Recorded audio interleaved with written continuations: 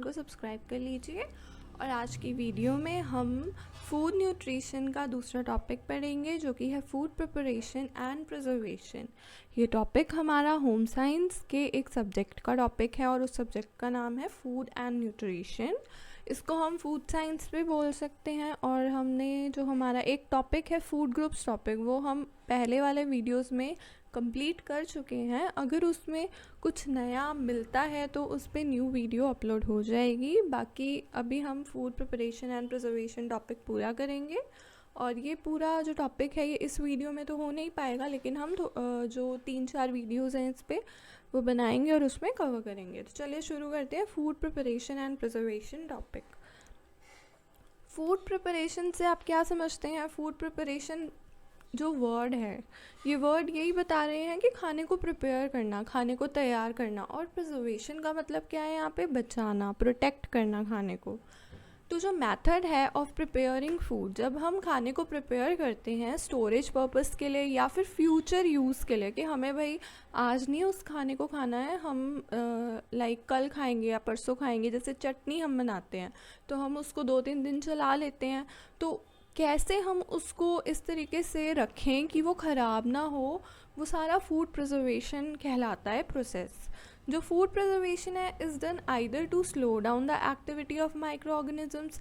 जब हम खाने को प्रिजर्व करके रखते हैं, खाने को प्रोटेक्ट करके रखते हैं, तो हमारा मेन पर्पस होता है कि हम जो भी माइक्रो ऑर्गेनिजम्स हैं उनकी एक्टिविटी को स्लो डाउन करें, कि मतलब जो खाना है वो 2-3 दिन में ख़राब ना हो।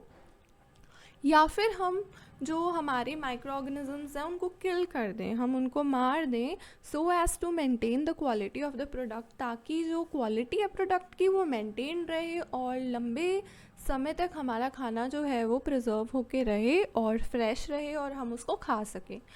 जो प्रिपरेशन है फूड स्टफ़्स की, जब हम खाने को प्रिपेयर करते हैं या खाने के स्टफ़ को प्रिपेयर करते हैं कंजप्शन के लिए, जनरली जब भी हम खाने को प्रिपेयर कर रहे हो, आप कोई भी फूड प्रिपरेशन कर रहे हो, कोई भी डिश बना रहे हो, उसके अंदर क्या होते हैं, कुछ स्टेप्स होते हैं। जैसे कि हम चीज़ों का सिलेक्शन करते हैं कि हमें क्या क्या बनाना है, हम मेज़रमेंट करते हैं कि हमें कितना अमाउंट में लेना है, और हम जो हमारे पास इंग्रेडिएंट्स मौजूद होते हैं उनको हम कंबाइन करते हैं। लाइक हम एक सब्ज़ी में हल्दी के साथ में मिर्ची डालेंगे, नमक डालेंगे, तो हम इंग्रेडिएंट्स को कंबाइन कर रहे हैं। या फिर हम प्याज के साथ लहसुन भी डालेंगे, मिर्ची भी डालेंगे। ये सारी चीज़ें जो है हमारी इंग्रेडिएंट्स हो जाती है, कि मतलब हम चीज़ों का सिलेक्शन करते हैं, मेज़रमेंट करते हैं, कंबाइन करते हैं एक ऑर्डर्ड फैशन में या प्रोसीजर में। क्योंकि हम सबसे पहले ऑयल डालते हैं, ऑयल के बाद में प्याज डालते हैं, प्याज पहले डाल के ऑयल तो हम डालते नहीं हैं। तो हमेशा जब भी हम खाने को प्रिपेयर करते हैं तो वो एक सर्टेन सीक्वेंस में होता है या एक ऑर्डर्ड फैशन में होता है, ताकि हमें एक परफेक्ट डिज़ायर्ड प्रोडक्ट लास्ट में मिल सके। This is called as preparation of food. इसको हम प्रिपरेशन ऑफ फूड कहते हैं, विच मे और मे नॉट इन्वॉल्व कुकिंग। ऐसा ज़रूरी नहीं है कि आपको हीट को लेकर के ही, हीट यूज़ करके ही आपको खाने को कुक करना है। आप विदाउट हीट भी बहुत सारे डिशेस होते हैं, वो भी कुक कर सकते हैं, वो भी आप प्रिपेयर कर सकते हैं। Preparation of food which involves procedures for preventing the growth of bacteria. जो प्रिपरेशन होती है खाने की, जो इन्वॉल्व करती है कि हमें जो ग्रोथ है बैक्टीरिया की या फंजाई की या फिर दूसरे माइक्रो ऑर्गेनिजम्स की, उनको प्रिवेंट करना है खाने के अंदर। और साथ में जो फैटो हैं उनका ऑक्सीडेशन हमें रोकना है, कम करना है।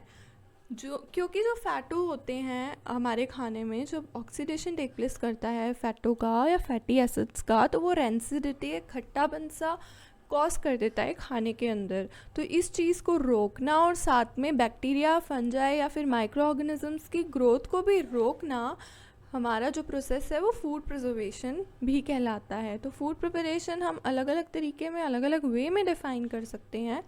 उसके बाद है कि जो प्रिपरेशन है, the process of subjecting food to the action of heat.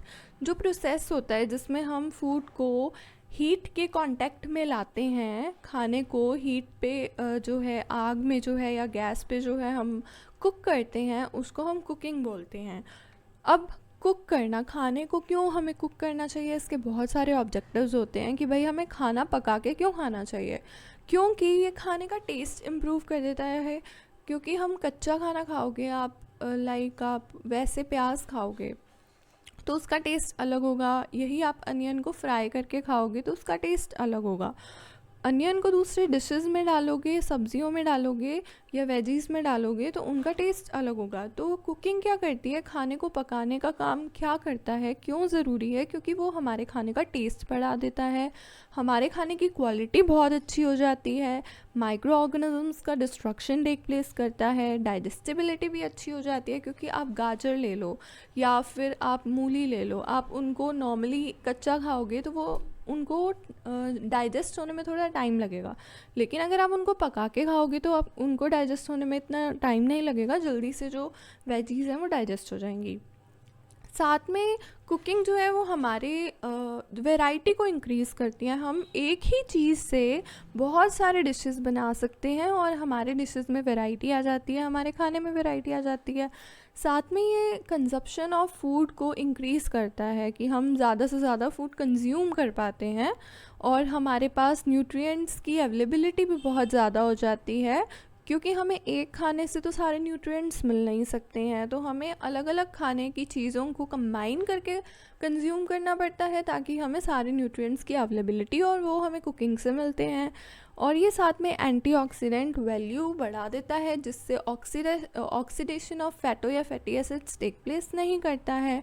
साथ में ये न्यूट्रिएंट्स को भी कंसंट्रेट करता है, बढ़ाता है न्यूट्रिएंट्स को भी। माइक्रो ऑर्गेनिजम्स की जब हम बात करते हैं कि भाई हम खाने को कुक कर रहे हैं, क्यों कर रहे हैं, ताकि माइक्रो ऑर्गेनिजम्स जो हैं वो या तो उनका नंबर कम हो जाए या फिर उनकी एक्टिविटी स्लो डाउन हो जाए या फिर वो किल हो जाए। लेकिन ये माइक्रो ऑर्गेनिजम्स हमारे लिए यूज़फुल भी होते हैं, ऐसा नहीं है कि सारे माइक्रो ऑर्गेनिजम्स हमारे लिए हार्मफुल होते हैं। तो दो तरीके के माइक्रो ऑर्गेनिजम्स होते हैं, एक माइक्रो ऑर्गेनिजम्स वो होते हैं जो हमारे लिए बहुत ज़्यादा यूज़फुल होते हैं और दूसरे वो होते हैं जो हमारे लिए बहुत ज़्यादा हार्मफुल होते हैं।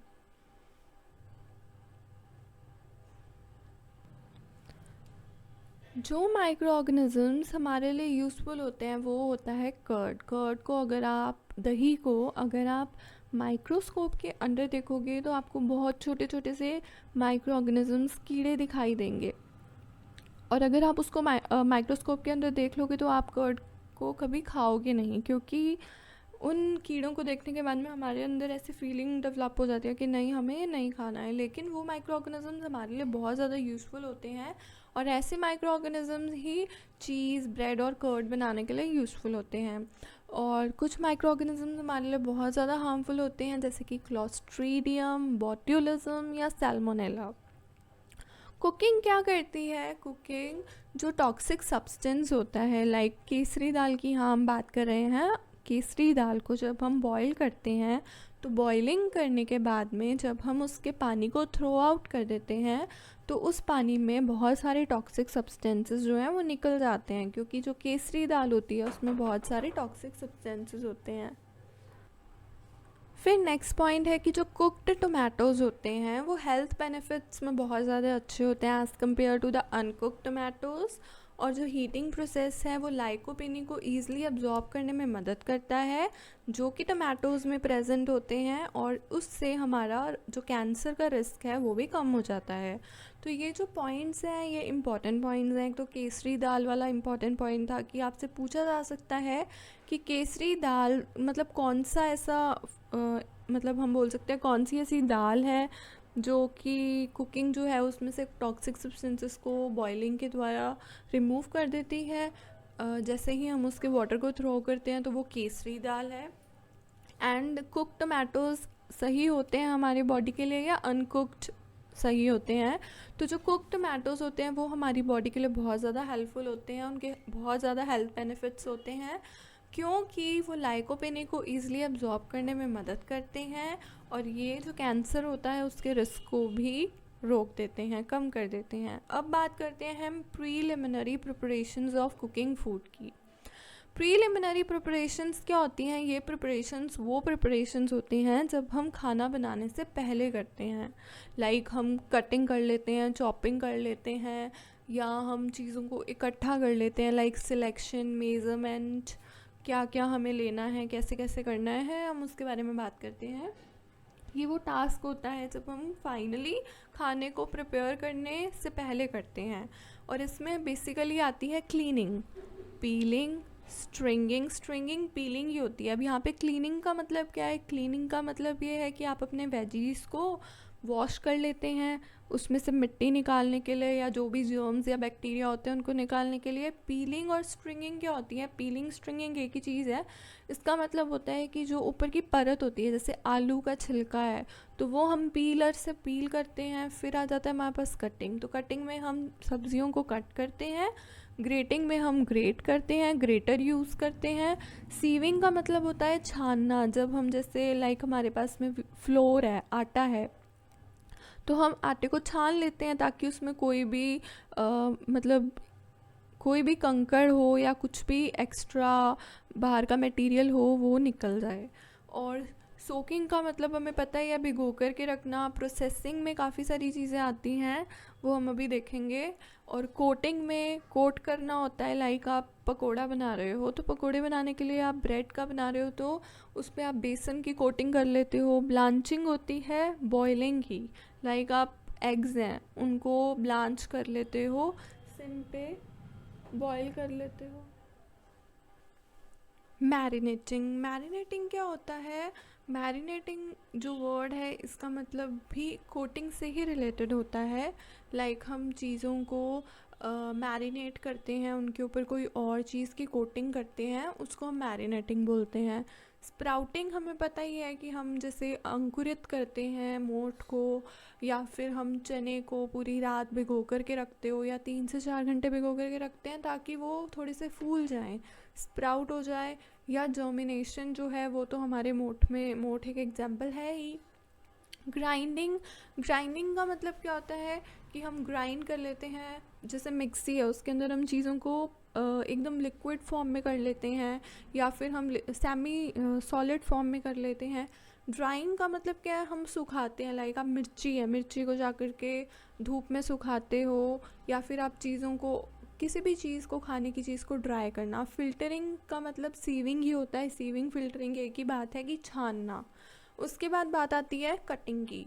कटिंग यहाँ पे ये जो पॉइंट्स हमने अभी बात की है, जिन पॉइंट्स की, इन पॉइंट्स में से ही जिन पॉइंट्स के थोड़े आगे एक्सप्लेनेशंस हैं या पार्ट्स हैं या कुछ इम्पॉर्टेंट पॉइंट्स इन पॉइंट्स के अंदर हैं, उनके बारे में हम अभी बात करेंगे। तो पहला है कटिंग।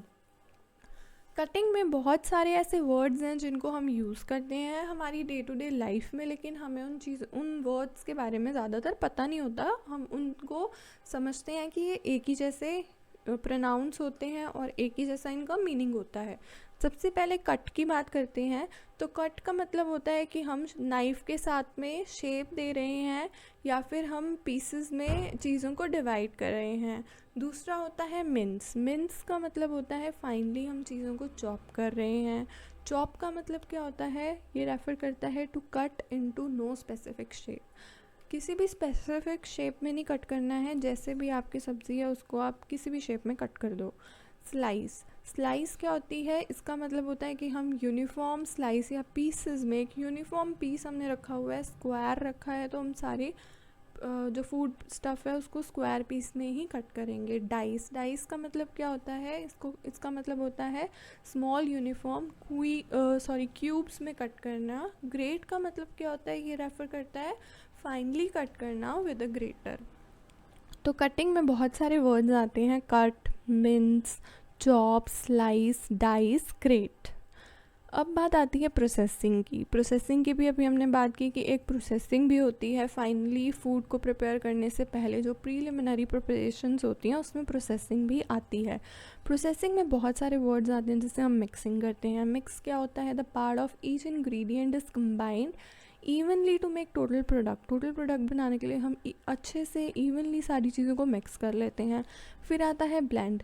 मिक्सिंग ऑफ 2 और मोर इंग्रेडिएंट्स को हम मिक्स करते हैं ताकि मतलब वो जो इंग्रेडिएंट्स हैं वो एक दूसरे से अलग ना लगें, सेपरेट ना लगें, वो एक ही चीज़ लगे, एक ही लिक्विड लगे। ऐसा ना लगे कि दूध अलग है और चॉकलेट अलग है। अगर आप दूध में चॉकलेट को ब्लेंड कर रहे हो तो वो चॉकलेटी दूध लगे, चॉकलेटी मिल्क लगे। फिर आता है बाइंड रेफर करता है to the product use to make different ingredients into one product. जब हम बहुत सारे अलग अलग इंग्रेडिएंट्स एक ही प्रोडक्ट को बनाने के लिए यूज़ करते हैं, जैसे कि आप आटा गूंथते हैं तो आटा पानी यूज़ करते हैं आप, वो तो एकदम फ्लोर होता है, वीट फ्लोर होता है, वो तो एकदम खुरदुरा सा होता है लेकिन पाउडर की फॉर्म में होता है। लेकिन जब हम उसको अच्छे से बाइंड कर देते हैं तो वो एकदम आटा जो है वो गूंथ जाता है। बीट का मतलब क्या होता है? To achieve a smooth texture. जैसे हम वाइपिंग करते हैं, क्रीम बनाते हैं मलाई से, तो जो जो एकदम स्मूथ टेक्सचर होता है उसको लाने के लिए जो हम वाइपिंग करते हैं क्रीम की, वो एक बहुत बड़ा एग्जाम्पल है और वो बीटिंग का भी बहुत बड़ा एग्जाम्पल है। उसके बाद आता है fold. To mix a whipped ingredient lightly with another ingredient by gently turning one over the other with a flat implement. Fold का मतलब क्या होता है? लाइक आपने बेसन का आप कुछ भी बना रहे हो, कोई भी डिश बना रहे हो, तो आप लाइक बेसन का कुछ बना रहे हो तो आप बेसन का आटा आपने मिला, उसको फ्लैट किया और उसको रोल किया और फिर उसको फ़ोल्ड कर दिया किसी और चीज़ के साथ में, या कोई और चीज़ उसके अंदर फ़ोल्ड कर दी। तो इस तरीके से फ़ोल्डिंग होती है खाने की। उसके बाद मैशिंग होती है। मैशिंग तो हमें पता ही है कि जब हम पराठा बनाते हैं आलू का, तो हम आलू के अंदर आलू को भी मैश करते हैं, उसके अंदर हम बहुत सारे इंग्रेडिएंट्स डाल के उसको अच्छे से मिक्स भी कर लेते हैं। स्टफिंग में भी हमें पता है क्या होता है। स्टफिंग का मतलब होता है कि फिलिंग करना खाने की। लाइक आप ब्रेड पकौड़ा बना रहे हो या आलू का पकौड़ा बना रहे हो, तो आप बेसन के लाइक आप ब्रेड ले रहे हो, ब्रेड के अंदर आप आलू की स्टफिंग करके फिर उसको बेसन के अंदर फोल्ड कर रहे हो, या फिर हम किसी और चीज़ में भी फोल्ड कर रहे हैं। तो फिर स्टफिंग जो है वो यही होता है कि आप फिल कर रहे हो खाने के अंदर, लाइक आपने ब्रेड के अंदर आलू को फिल किया। अब कोटिंग भी हमने देखा कि कोटिंग क्या होती है। यही होता है कि हम बाहर कोई एक लेयर जो है वो डाल देते हैं या लगा देते हैं अपने खाने के स्टफ़ में, फूड स्टफ़ में। तो कोटिंग के अंदर भी हमारे पास बहुत सारे टर्म्स आते हैं। सबसे पहले है ड्रेजिंग। ड्रेजिंग क्या होता है? सब्सटेंसेस यूज इन कोटिंग, जैसे कि इसमें आटा यूज़ होता है या फिर ब्रेड क्रम्स यूज़ होते हैं, अलमॉन्ड्स यूज़ होते हैं, एक्सेट्रा अलमॉन्ड्स का crumb. It is a method जिसके अंदर फूड को कोट किया जाता है फाइन ड्राई पाउडर के साथ में बिफोर कुकिंग और फ्राइंग द फूड। लाइक आपने फ्राई करना है खाने को या कुक करना है खाने को, उससे पहले आप अपने खाने को एक ड्राई पाउडर के अंदर जो है वो उसको ड्राई पाउडर जो है उसके बाहर एक कवरिंग कर देते हैं। ब्रीडिंग, नेक्स्ट पॉइंट होता है ब्रीडिंग। ब्रीडिंग के अंदर जो है वो 3 स्टेप्स होते हैं। सबसे पहला होता है कि हम उसको फ्लोर के साथ में ड्रेच करते हैं। दूसरा होता है कि हम उसको मिक्सचर के अंदर डिप करते हैं। और तीसरा होता है कि हम उसको फिर से एक कोटिंग दे देते हैं किसी भी लिक्विड की या सेमी सॉलिड की या फिर फ्लोर की, आटे की ही, पाउडर की ही, और फिर हम उसको फ्राई कर देते हैं। उसके बाद आता है बैटरिंग।